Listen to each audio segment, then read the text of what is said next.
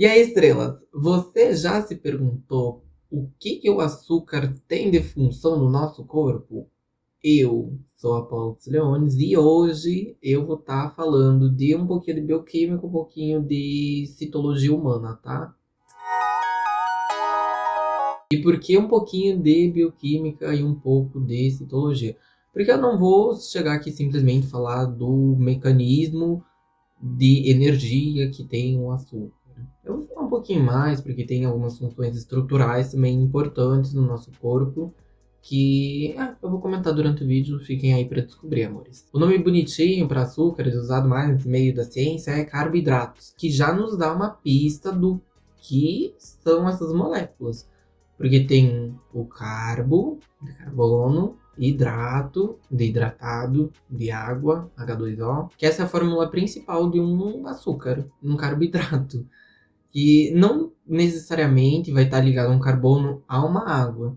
Mas quando você pega a fórmula escrita só os átomos, fica um C, N, do número, né, que daí pode variar, e aí entre parênteses H2O, N, que é o número que também pode variar a quantidade de moléculas de H2O. E assim, esse grupo estudado, ele é gigantérrimo, gente. Ele pode mudar a quantidade de carbonos e águas que tem, pode mudar a estrutura também. Ele tem até uma questão de que lado que vai estar um átomo, o outro vai mudar completamente a função, a estrutura.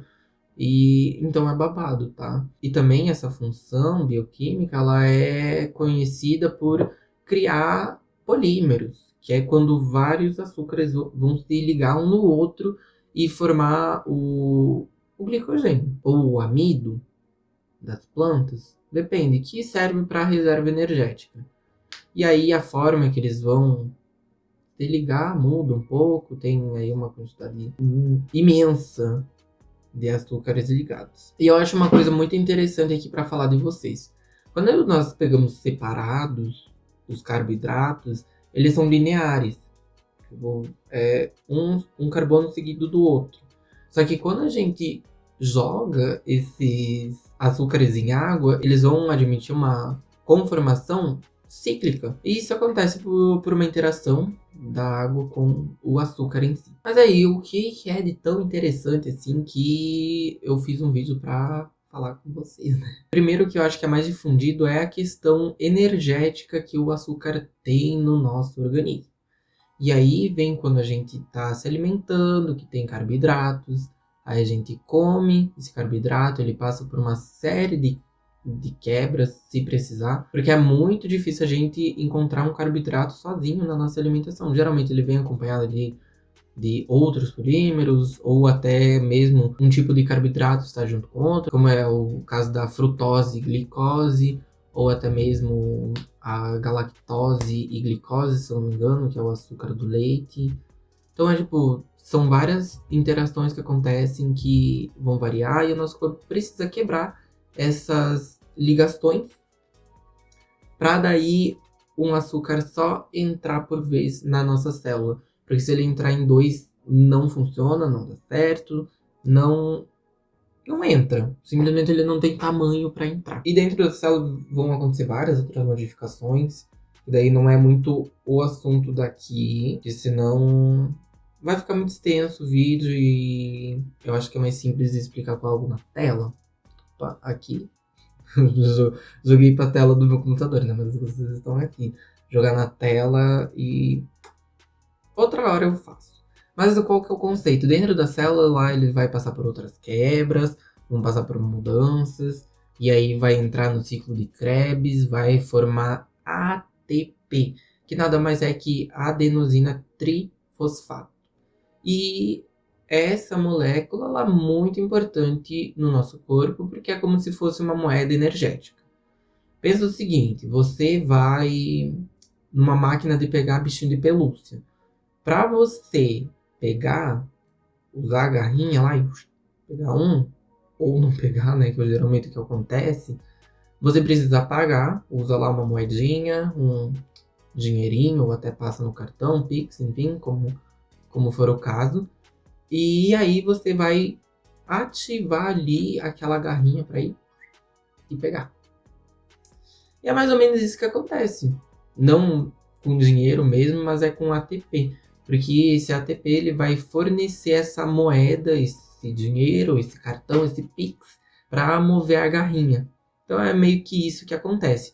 Só que quando ele se forma, quando ele usa essa energia, ele forma um ADP, que é adenosina difosfato. Em alguns casos até pode ser AMP, que é a adenosina monofosfato. Apenas a trifosfato serve para fornecer essa energia no nosso corpo. E aí também, como eu já adiantei um pouco da polimerização, em casos em que a gente não tá mais precisando de glicose para fazer esse ATP, ele vai começar a ser polimerizado em uma grande cadeia para a reserva energética do glicogênio, que ele vai ficar guardadinho no nosso fígado, guardado. Geralmente ele é usado durante a noite, fazer as funções básicas do corpo, respirar, mover músculo, bater o coração, essas coisas.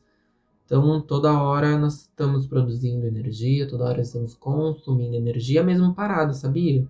Parado você gasta energia, claro que se você se movimentar vai gastar muito mais, porque tem toda essa questão do movimento, de vamos gastar aqui para flexionar os dedinhos. Então, é mais gasto energético. E qual é essa outra função que eu falei que existe dos açúcares no nosso corpo? Com alguns estudos, descobriu-se que na membrana celular das células, merchanzinho, tem um vídeo bem antigo meu que eu falo sobre membrana celular, tá? E lá eu comento sobre açúcar na membrana celular. Então, se você quiser entender um pouquinho melhor a membrana, lá é um vídeo bem simples, bem curtinho, eu recomendo você ver, porque lá eu explico bem bonitinho, é um fofo, foi um dos primeiros que eu gravei. E, gente, vamos lá. Vou deixar aí no cardzinho para vocês verem, bem lá. E aí tem esses açúcares na membrana celular para justamente dar mais solubilidade a algumas regiões da membrana, mas também eles vão servir como sinal para alguns receptores. Tem uma gama imensa de coisas que pode acontecer. Por exemplo, você foi infectado por alguma bactéria que seja qualquer uma, tá? Que vai ter algum açúcar aí na membrana dele. Aí o nosso sistema imune, ele vai se modificar para encontrar esse açúcar específico. Então, ele vai servir como sinal. É como se o nosso anticorpo aqui, as duas patinhas dele, se conectasse ao açúcar específico da bactéria.